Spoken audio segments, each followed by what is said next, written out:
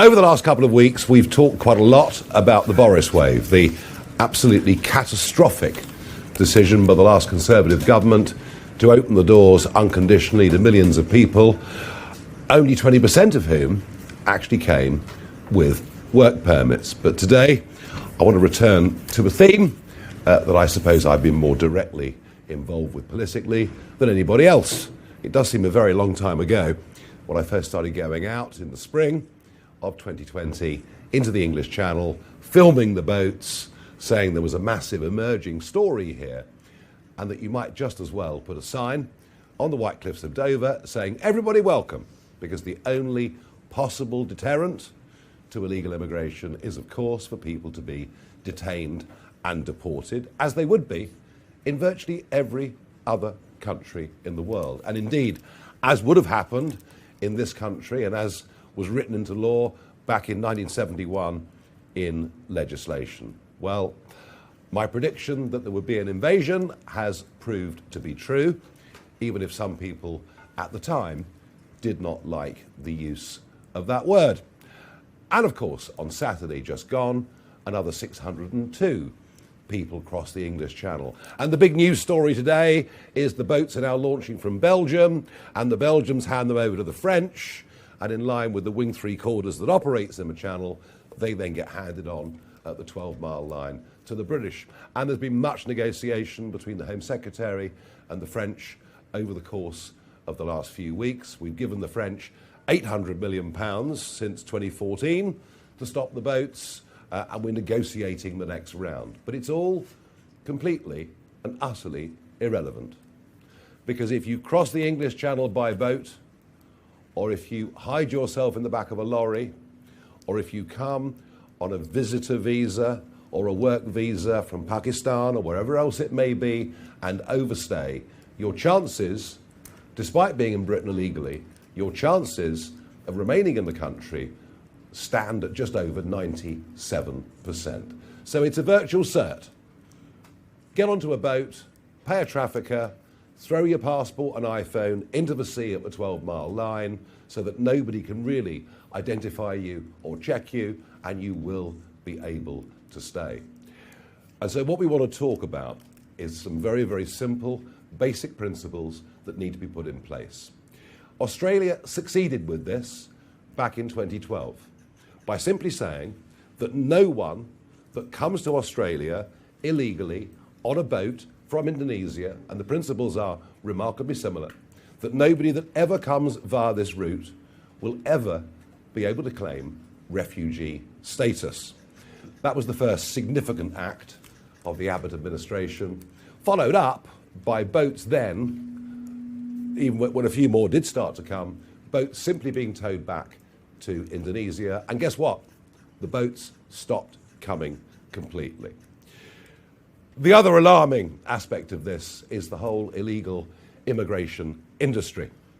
Big companies making vast profits out of housing people in hotels, in houses of multiple occupancy, or wherever it may be, but also the legal profession. And I'm grateful to the BBC for saying what they have over the course of the last couple of days, that there are just too many fake, spurious claims, people claiming to be gay so they can't be sent back. Being just one example, or the other absolute farce is being baptised by Church of England vicars to say suddenly we become Christian, therefore we can't return to a country that would treat us terribly. And that is why today what we announce is not just that anyone that continues to come illegally will not be allowed to stay under a reform government, but that we will go back 5 years and review all asylum applications. And if there is a belief those applications have been granted because they're bogus, a belief those applications have been granted because the British government feels, both Conservative and Labour, that really their only option is just to wave everybody through. And also if we can see that it is a deliberate, willful misapplication of the good intentions of the Human Rights Act, then those asylum claims will be revoked and people told, you've come via this route, you will not be allowed to stay. Now the numbers are substantial. Up to 400,000 potentially within the scope of what we're talking about today, on top of a massive problem of people illegally being in Britain, which exists even without this being part of the equation. And I know there'll be people who talk about administratively, how are you going to do it? What's the cost of it going to be? Well, I tell you what, with the calculations that Zia is about to show you, the net benefit to the British economy, we're talking in the short term, many, many billions, and in the long term, we're actually talking telephone numbers in the long term. We're talking 60, 70 billion pounds over a lifetime could be saved by putting this policy in place. But it's the big principle that I want to establish, that nobody will be allowed to stay under a Reform government. And yes, of course, that will mean getting rid of the Human Rights Act. It will mean, of course, for the moment, disapplying the 1951 Convention, which clearly needs to be updated right across the world. And I think there are actually many other countries in Europe now that have reached the same conclusion. And it'll mean doing those things and passing firm legislation in Parliament. But the point of today's press conference is to make absolutely clear that there's no way that British taxpayers and British people should have to live with a whole load of people who illegally broke into our country, who disguised their identities from now living off the British taxpayer, potentially for the rest of their lives, disjointing communities and, perhaps most frustratingly of all, going straight to the top of the social housing list. And I was shocked to learn that there are 15 London boroughs that are now sanctuary boroughs, which means if you come into Britain illegally, you literally go to the top of the list. You're literally at the front of the queue over families who've been part of communities and paid into systems for a very, very long time. It is unfair, it is immoral, it is wrong at every level, and it's one of those issues, in fact, I can't think of a bigger one, in which the public's faith in the whole democratic system has broken down. Repeated promises from prime ministers to stop the boats or smash the gangs, all of which have come literally to naught. And the timing of this, of course, ahead of the warmer summer months, when I have little doubt there'll be many tens of thousands more people who will come into Britain posing a threat, not just to our finances, posing a threat to too many of our women and girls, but equally, given the situation the world is in, posing a genuine threat to our national security. I will, on that note, hand over to Zia to put some more flesh on the bones. Thank you.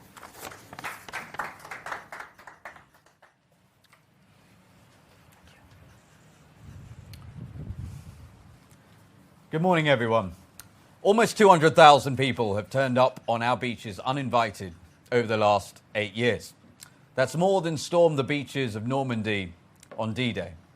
And today we announced that Reform will reverse this invasion. Last summer, Nigel and I announced Operation Restoring Justice, our plan to detain and deport 600,000 people currently in our country illegally. Now, this plan would involve leaving the ECHR, derogating from a host of international treaties and creating a new agency, UK Deportation Command. Since we announced that policy, we have seen the ongoing invasion of Britain by small boat continue unabated.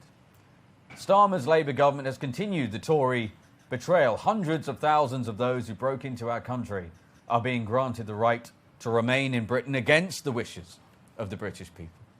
So today we announce that in addition to deporting those in this country illegally, a Reform government will review successful asylum grants made over the previous 5 years and revoke them from those who entered the UK illegally or who overstayed their visas. Now that means they will not be allowed to stay in Britain. They'll be given a short time to leave Britain of their own accord, and should they fail to do so, they will be detained and deported. Reform will do what it takes to uphold our laws and secure our borders. The legal and moral argument for this is crystal clear. Tory and Labour governments failed to uphold the law. It has long been illegal to enter Britain illegally under the Section 24 of the Immigration Act 1971. And the fact that the Tory and Labour governments decided not to uphold that law, to allow for the industrial scale trampling of our laws. The fact that Tory and Labour governments presided over an invasion of this country does not mean that a Reform government would allow those who broke our laws to stay here. And the scale of how broken Britain's immigration system is can be illustrated with a quite remarkable fact. An illegal migrant who broke into our country, originally from Syria, yesterday, gets immediate access to taxpayer support. Whereas a world-leading neurosurgeon from New York, who manages to get a visa the proper way, would not be eligible for any taxpayer support for at least 5 years. And the scale of the costs of this is enormous. In accommodation costs alone, it's over £5 billion a year. Add up all the other costs, many of which are kept from us.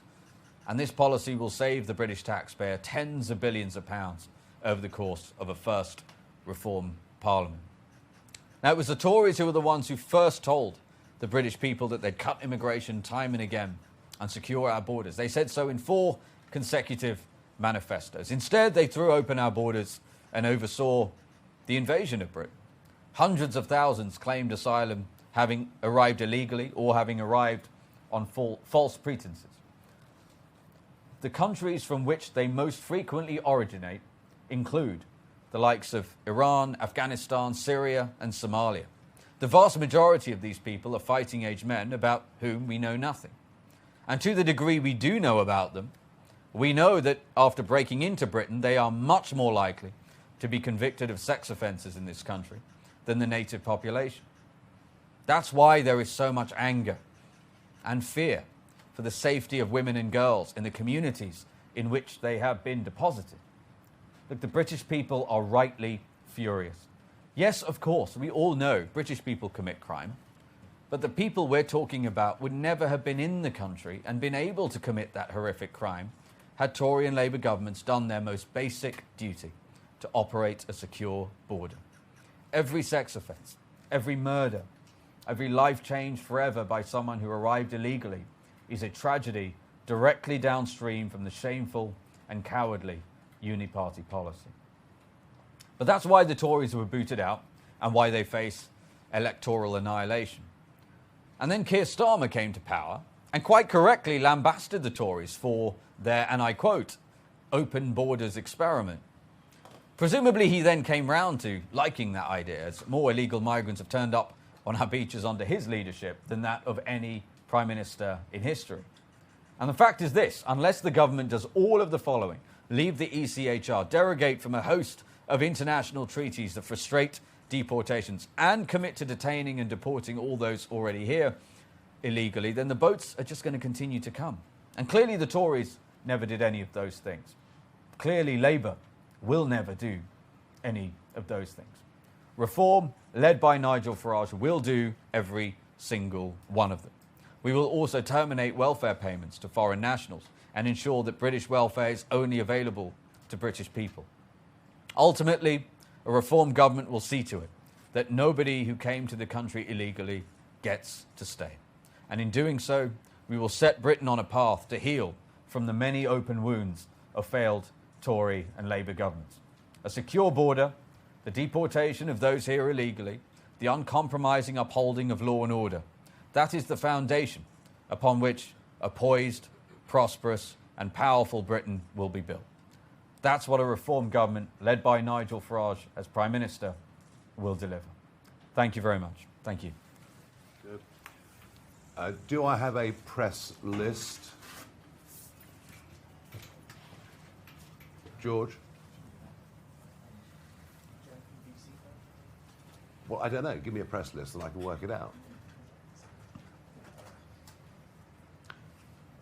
Bear with me. We had I know top of the list was a BBC. Who is here from the BBC? Yes, hello.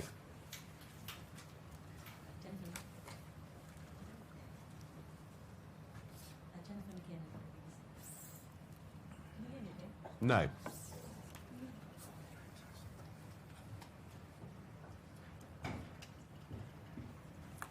Thank you. Can you make sure the microphone works as well? Right, Jennifer from the BBC. Testing? Yes. Jennifer McKinnon, BBC News. I just wanted to know, how many staff will this policy take, please? And of the civil servants that you want to get rid of, how many will you be rehiring? The most important thing here is to establish the principle. And the principle is anyone that comes to the United Kingdom illegally will not be allowed to stay. And yes, of course there are debates about staff and about costs and about gross savings and net savings. Zia, you've done a lot of work on this. Yeah, look, the short answer to that question is we've announced billions of pounds in savings in terms of civil service payroll. Not a single penny of that comes from Home Office caseworkers. So that's the first point. Number two, everything we're talking about here can be done by the existing workforce simply because rather than having to go through and assess every asylum claim on its merits, they simply have to look at existing Home Office data, which shows quite clearly what the method of entry was. So actually we could clear the entire backlog and get through all of this very quickly indeed. Thank you. Keith Bayes, GB News. Hi, Nigel. Firstly, Keir Starmer says he only found out last Tuesday that Peter Mandelson had failed vetting, but reports are suggesting that he was already aware of red flags regarding security. Firstly, what's your reaction to that? If Kemi Badenoch calls a vote of no confidence in the Prime Minister, will your party support it? And finally, on your deportation plan, given legal limits, court challenges and the scale involved, how is it actually deliverable? How will your party succeed where others have failed? Thank you. Thank you. Well, I mean, look, last September, David Maddox from The Independent, came out very strongly to say he'd been told from sources inside that Mandelson had failed vetting. And in terms of the red flags, well, we already know that the Prime Minister did read a document about a Russian company that Peter Mandelson's company was directly engaged in, and actually a Russian company in which Mandelson himself was paid, was a director and was a shareholder. So it's impossible for the Prime Minister to say that the warning lights weren't flashing. And if you were Prime Minister, and there were news reports last September that your ambassadorial choice had failed vetting, you would have thought perhaps he might have had some curiosity to try to find out whether this had really happened or not. I just find the whole thing totally incredible. Incredible. There is no way the Prime Minister couldn't have known. You telling me that everyone around him knew and he didn't know? Well, it's possible that he's just a puppet and never consulted on anything, but frankly, it isn't believable. And I do believe strongly that he misled the House of Commons, that he lied to the country, especially. He was so definitive in that Hastings speech that all the necessary channels had been gone through, that vetting had been assured. No, I think he's caught in a terrible trap.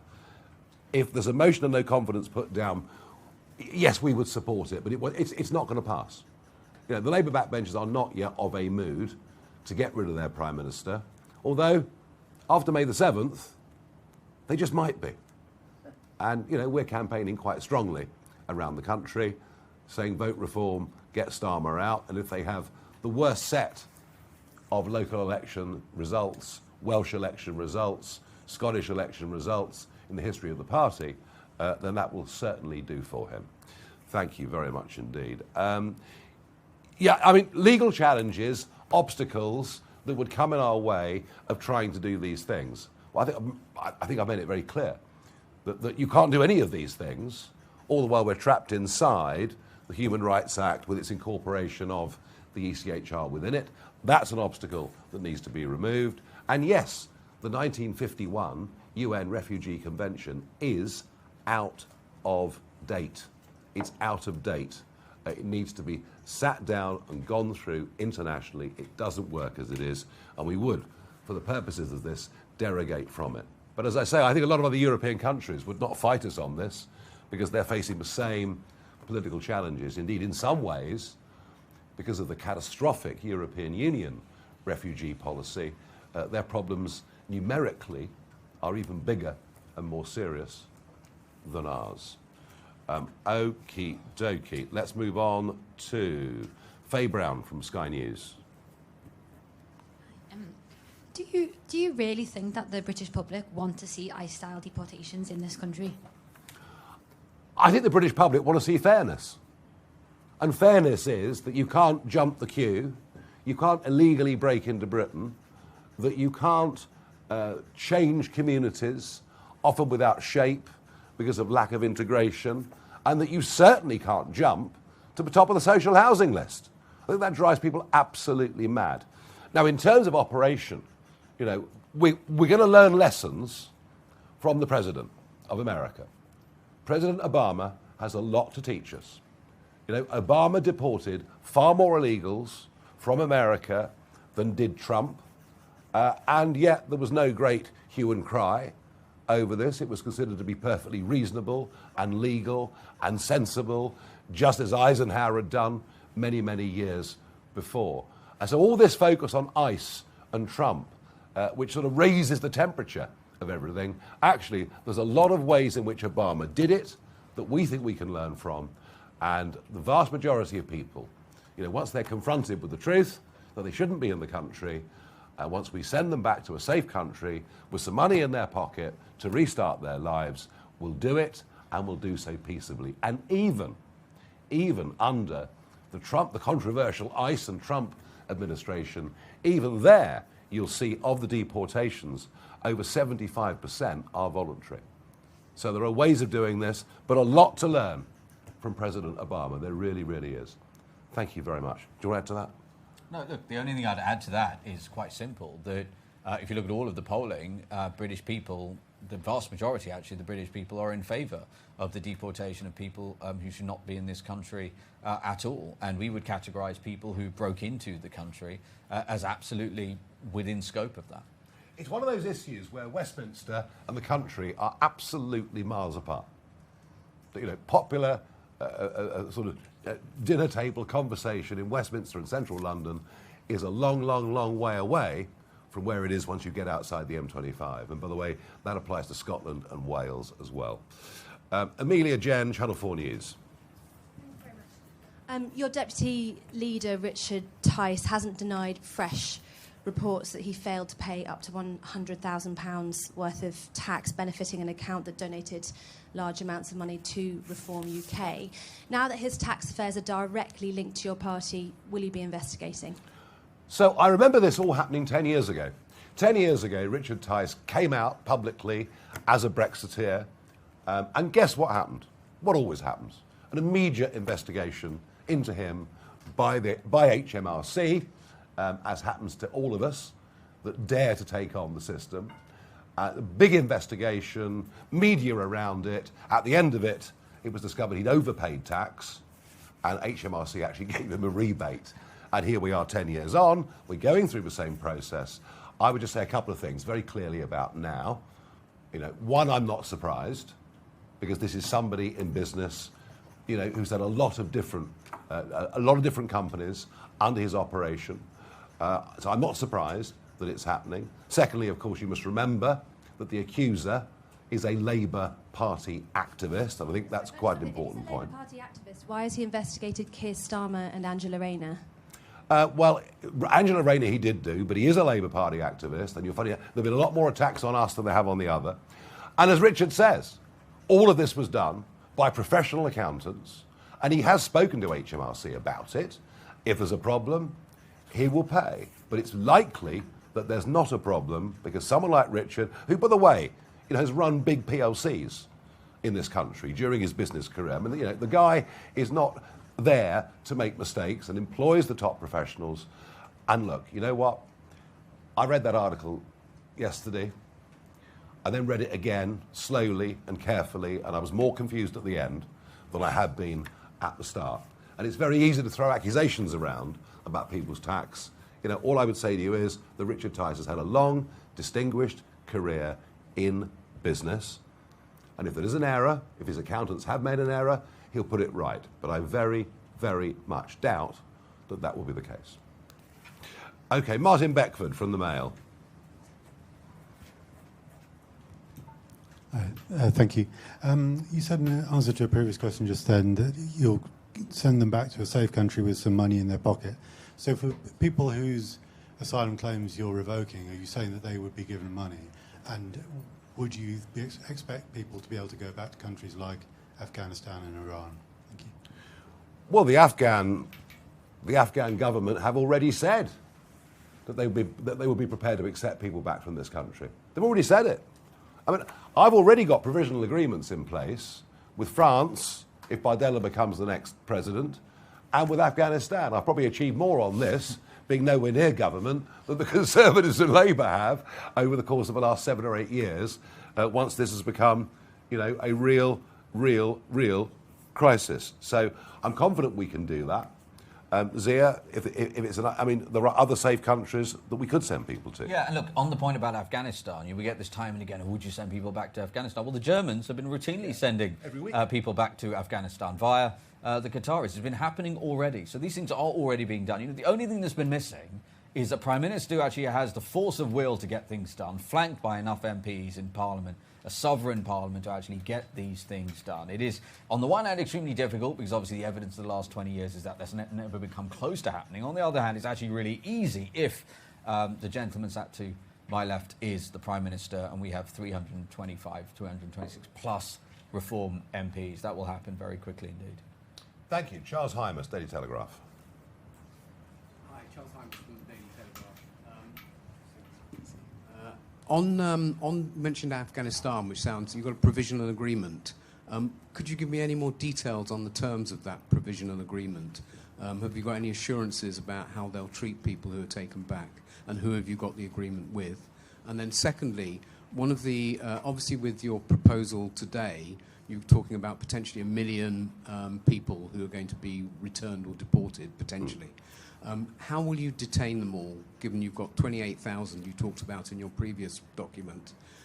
Now you've upped it, so obviously you're probably going to need more detention capability. Are you considering alternatives like, for example, prison ships? In terms of detention, yeah, this is the scale of the problem. Or should I say, the scale of the failure that we will inherit if we succeed at the next general election is absolutely huge. But we do expect most people to voluntarily accept that they are here illegally, that they will have to go. And by the way, we'll say to all of them, if you want to reapply for a work visa based on the skills you've got, we're more than prepared to listen. Now, how many will want to do that? I don't know. Yeah, these are huge, huge problems. There will be very large numbers of people out there, waiting for the knock at the door. But as I say, Obama managed to do it without mass detentions of vast numbers of people. They just worked methodically through and did achieve a very, very high level of success. Can I just quickly add to that? So one of the misconceptions is if you're going to deport, let's say, 100,000 people, you've got to have 100,000 people detained simultaneously. It's simply not the case, right? So you only need to, broadly, you can deport the number of people you can detain within a single month, right? That's a broad, sensible thing if you look at America that has run a mass deportation program across decades. Now, the key element to this is that is subject to flights not getting injuncted constantly. So, if we clear the decks legislatively, which is our plan, we pass primary legislation and those flights are leaving, then even the existing detention capacity we've already announced would actually allow us to deport, theoretically, 1 million people through a single term. So there's actually not necessarily any change in that. It's simply a case of us saying, look, if you broke into the country illegally, you're not going to get to stay. On Afghanistan, look, there's no detail on this. That would be premature. But I stated very publicly that, like the Germans, who, by the way, send aircraft every week now that transit through to Afghanistan, there's no problem. There's no wild rebellion in Germany about doing this. It's all considered to be perfectly reasonable and sensible. And a public statement from Afghanistan to say they'd be more than prepared to do that with us. Would it be women and children? Well, you know what? We'll come to the detail of it nearer the time. But the principle, to want to establish the principle, the idea that we've been living with for years is that no other government would agree to do anything. And already I've got them saying, Afghanistan saying what they're saying, and Bardella, who I've made it perfectly clear to, that if the French don't do their job properly, we will tow the boats back to northern France. And whilst he might have gulped a bit hard when I said it, publicly said to your newspaper, actually, that evening, that he's prepared to accept the principle. So we are laying some groundwork. I think to go any further than that in detail would be slightly premature. But some of those principles, at least, are being established. But also, just the final point I make on that is, in terms of what we're talking about today, the vast majority of the people we're talking about are military-aged men with no dependents. You know, so let's focus on that. Yeah. Jonathan Walker, Daily Express. Thank you. What will the financial incentive be for people to leave voluntarily? Is it hundreds or thousands? How much are you going to offer them? And can I also ask about your, in Operation Restoring Justice, you talk about mandatory biometric data collection for anybody who has contact with the police in order to identify people who shouldn't be here. What does that mean? Does that mean if the police stop me, I'd have to give my fingerprints? And what would happen if I said no? Can I quickly just... Yeah, do. Yeah, just on that. So that's being very specific. So what we're talking about there is this new agency, Deportation Command, would have the ability to move into particular areas where there was reasonable suspicion that there were a lot of illegal migrants, just like a knife crime policy around stop and search, where even existing legislation allows police, senior officers can say, okay, this is an area, it's a hot spot, we're going to use our discretion to move into that area. In that context, then yes, it's really important that there is data sharing across government departments to ensure that people who should not be in this country legally, should not even be in this country, if they're making contact with the British state, it's important that we are aware that they're there and they can be then detained and deported. That's absolutely necessary. In terms of financial incentives to return, let me tell you something. Not the 40 grand per family that Shababa Mahmood's proposing. Crikey. You'd just do the trip, wouldn't you? Again and again and again. No, what we're saying is, and again, it gets back to, you know, we want as much cooperation as possible to make this work in terms of numbers, that it's an air ticket, and it's up to £1,000 in money, which basically in most of those countries would give people a reasonable start back and would, after just a few short weeks, start to save the British taxpayer a very, very large sum of money. Noah Hoffman, The Sun. Thank you. We've seen over the past week a sustained campaign of attacks on Jews in the UK. We've had Keir Starmer give his bog standard thoughts and prayers, which were very reassuring, no doubt. What would you do to actually make a difference so that people in this country have been here for so many years, paid their taxes, worked hard, contributed to society at all levels, are no longer under threat from Islamic extremists? I had a piece published in today's Jewish Chronicle on this very subject. And yes, frankly, the Prime Minister, time after time, our thoughts and prayers are with the Jewish community just is not good enough. It would appear he's not prepared to lift a finger.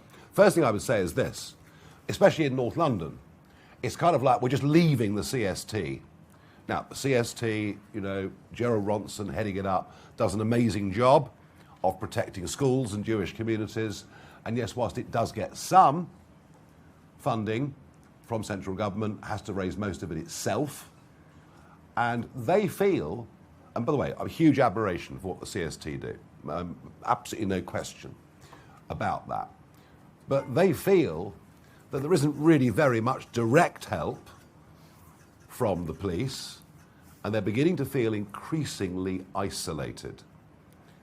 And the most important thing about a civilized society is that the law applies equally to everybody. And if there is a particular group under direct threat, it is the job of the state to make sure they can live normal lives and worship, their kids can go to school and go about their lives freely. And there is a very, very strong feeling from that community that this simply isn't happening. And that whilst he talks kind words occasionally about the Jewish community, this is a government busy looking at putting into law some definition of Islamophobia, which would make even questioning the religion something fairly akin to blasphemy. And you can see the numbers. I mean, you can see the size of the Muslim voting population, or in particular the Pakistani, Kashmiri, Bangladeshi population, and a Prime Minister terrified they're going to lose that vote, which was a bloc Labour vote, to the Greens. So is it any wonder that the Jewish community... And by the way, I've seen all this before. 20 years I was in Brussels, and I watched as the centre of Brussels became somewhere that Jewish people could not safely live, and they fled that city, and they went to Israel, America, or whatever they did. And the only Jews that felt comfortable staying in Brussels were wealthy ones who lived in gated communities with their own direct private security. So I've seen this play out over other parts of Europe, and I fear that what we're witnessing, which was in slow motion, but now after the last few weeks appears to be at high speed, is a community who will effectively, unless something really strong and radical is done, be forced out of the areas from which they live. And I think it's that serious. Thank you. George Lithgow, Press Association. Would you seek to agree a new beach patrol style deal with France? And if so, what would it look like? Not much point, really, is there? What's the point? I mean, even if you stop a boat, all they do is run back to the sand dunes and come back tomorrow. And the sheer practical problem... I mean, look, of course we're annoyed with the French.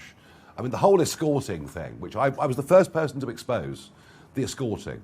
The dinghy's 100 yards off the shore, and the French Navy escort the boat all the way, have their little chat on channel 11 or 12, whatever they're using, with the British authority. Hi, chaps, I've got 60 here for you.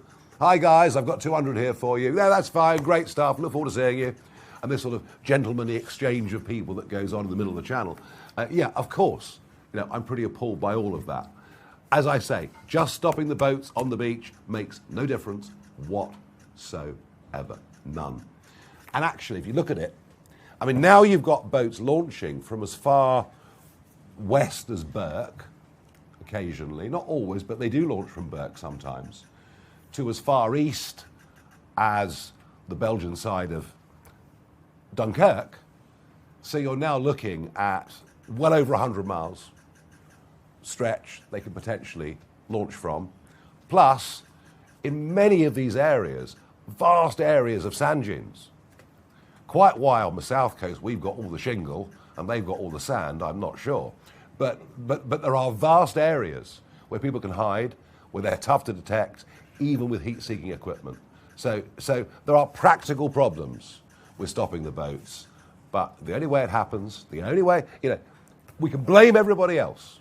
Today we're blaming the Belgians in the newspapers. We can blame everybody else. The only people to blame are ourselves, and that's why we've done this press conference this morning, to iterate more strongly than ever before, that if you come to Britain illegally, you will not be allowed to stay.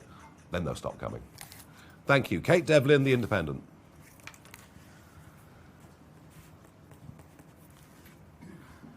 Thank you, Kate Devlin from The Independent. Today is the anniversary of Enoch Powell's Rivers of Blood speech, and you're making a speech about deporting migrants. Is the date a coincidence, or have you done this on purpose? And if I may, as we get close to the end of the 2-week Iran ceasefire, if you were talking to your friend Donald Trump right now, what would you advise him to do? End the war as quickly as possible. End the war as quickly as possible. Yeah, that's what I would say. I mean, clearly Iran's nuclear capability has been seriously destabilised, but the problem is that, we could be back here again in 3 or 4 years' time, and that perhaps is my biggest worry about it. I have no idea what intelligence he was given going into this. I reiterate, it was a mistake for us to block him to begin with, and then change our minds and allow him to use the bases. But yeah, let's get this over with as quickly as we possibly can. And hopefully, let's learn the lessons. That, currently for oil, most of our importers are paying $135 a barrel. And all this nonsense about, the global price of oil. No, it's not, global price of gas. It's utter rot. If we were producing our own gas, particularly in this country, then domestic energy bills and industrial bills would be much, much, much cheaper. And quite why the government or parliament doesn't understand that if you import gas, natural gas from America, it's drilled in Montana, it's liquefied, it's taken to the East Coast, it's taken across the Atlantic, it's regassed and then used. That is different to what any global spot price for gas would be, because it costs a fortune to do those things. And I've tried so hard I've tried so hard to make these arguments over the last few weeks. Quite frankly, as a former commodity trader, I might just know something about it. And I find myself banging my head against the brick wall of people who just do not want to listen. And I'm afraid the net zero agenda, the excessive taxation that Jeremy Hunt brought in to onshore, they banned onshore, but offshore drilling for oil and gas. We've literally killed an industry. So I hope what we learn from this is we should not be this exposed to supply chains. We should be self-sufficient in these things, let alone the Royal Navy. I can absolutely promise you, that we didn't choose the 20th of April for any specific reason. It just happens to be a Monday, and we happen to do press conferences on Mondays quite regularly throughout the year. And I would emphasise one other thing to those of you who might be tempted to think that we as a party have headed in a nativist or even racial direction. The sheer number of ethnic minority candidates that we're standing in this campaign, especially in London, is remarkable, quite remarkable. We haven't made a song and dance about it. We don't. We just don't. We don't really care if people are men or women or black or white or whatever they are or what their chosen preferences are. We really want to judge people as, for who they are and what they can do. Such is our belief in meritocracy. But I would add that the online abuse on X that our minority candidates are receiving is utterly appalling in every way. And if it was happening to any other candidates from more established parties in the sense of their age, you would all be in total uproar. And I've not heard a single person comment on it. It really, really is bad.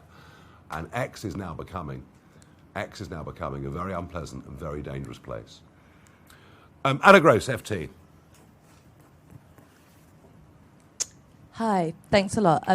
This policy today is obviously quite a big departure, as you've said, from what the Tories and Labour have done before. Is it also, because it's retrospective and not just forward-looking to new people who arrive, is it somewhat about sort of trying to reverse the demographic changes that we've seen over the past sort of 20 years, accelerating a lot over the past sort of 5-10 years that Matthew Goodwin wrote about extensively in his recent book? Is that partly why it's retrospective, or is it something else? And I just wanted to clarify one thing, Nigel, that because you said these people could be sent back to safe. There are plenty of other safe countries these people could be sent back to. Are you saying that people would only ever be sent back to countries that are deemed safe, or which was my understanding of the policy? It doesn't matter whether they're safe or not safe. We will send them back. Well, it doesn't matter whether they're culturally different, but it depends whether they're safe. I would suggest actually France is quite safe. So perhaps the first thing we should do is send some people back to France. That wouldn't be a bad start. Look, the only reason we're looking at this retrospectively is because we feel the law has been broken. That groups of British lawyers who are part of the illegal immigration industry have been telling people, claim this, claim that, claim Y, and you will be able to stay in this country. Now, we laid out some ideas on that last week, quite how the legal profession can look in the shaving mirror, given how they're behaving, to subvert the law in this country. If they were accountants, it's back to the earlier question we had about business, if they were accountants, they'd face prosecution, criminal prosecution. And we think actually that the same should apply to the legal profession. So we're doing it because, frankly, this has been abused, the law's been abused, and frankly, the way that the legal profession have been interpreting what human rights and freedoms ought to be is contrary to our national interests. So we believe that by doing this, we are righting a wrong. Ben Quinn from The Guardian.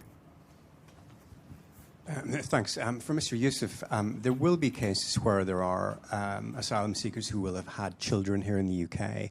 What should happen to those UK-born children and their rights to have a parent remaining here? And for Mr. Farage, on a separate question, can you tell us a little bit about how and when you came to know Ben Dello And did you happen to have any discussions in relation to the Trump administration's decision to grant him a pardon? No, I didn't. Ben Dilo has been supporting a variety of conservative causes for a very, very long time. Quite a wide range of causes that he's supported. And yes, he's become very, very strongly supportive of us. But there have been no conversations with the Trump administration about, or frankly, about anything for quite a considerable period of time. Yeah, look, in terms of our views and our policies with regards to men, women and children, I'd go back to the original point. Look, anytime you're going to have a policy like this that says we're going to undo the wrongs that have happened over a significant period of time where people, as I said, have turned up in this country illegally without the consent or permission of the British people. We've had successive governments have just allowed that, the trampling of our laws. We're not going to give an amnesty to those people. So I want to reiterate, of the close to 200,000 people who have turned up on our beaches since 2018, the vast majority are not only men, they are men without dependents and of military age from countries. The countries from which they originate, I know they've come from France, obviously, as Nigel said, not exactly a war zone, but the countries from which they originally come are most frequently Afghanistan, Iran, Syria, Eritrea. And so, look, here's what we're going to do. We're going to prioritise, as Nigel has said. We're going to firstly focus on those military-age men without dependents, and then we'll go from there. And one other point I want to make is we spent a lot of time studying countries that have successfully embarked upon mass deportation policies, emphasis on successfully. And what you will see is, if you look at the data from America, including and especially the Obama administration, but it's happened under Trump as well, is where enforcement becomes real. And people realize that when you get a letter from, in this case, it would be deportation command, saying you've got a period of time to leave the country voluntarily and a little bit of money, not £40,000, a little bit of money to go home and a flight. If they realize it, and it's crystal clear that should they not take up that offer, then enforcement does actually happen. What you see is voluntary departures go through the roof. And that's why, as Nigel says, where Obama managed to deport millions, the majority of those people did leave voluntarily, but that was because he actually did, as president, run a very successful enforcement program. That's exactly what we would do. Very good. Thank you, everybody.